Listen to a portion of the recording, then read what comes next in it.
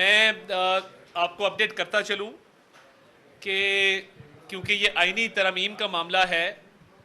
اور آئین پاکستان میں جب ترمیم کی جاتی ہے تو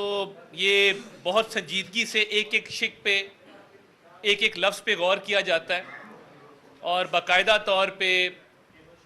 بحث مباحثہ بھی ہوتا ہے، اور جو قانونی ماہرین ہیں ایک ایک نقطے کے اوپر ان کی رائے طلب کی جاتی ہے، کیونکہ یہ ایک انتہائی اہم اور سنجیدہ معاملہ ہے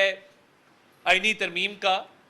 تو جب تک وسیع تر سیاسی مشاورت اس پہ مکمل نہیں ہو جاتی تب تک اس پہ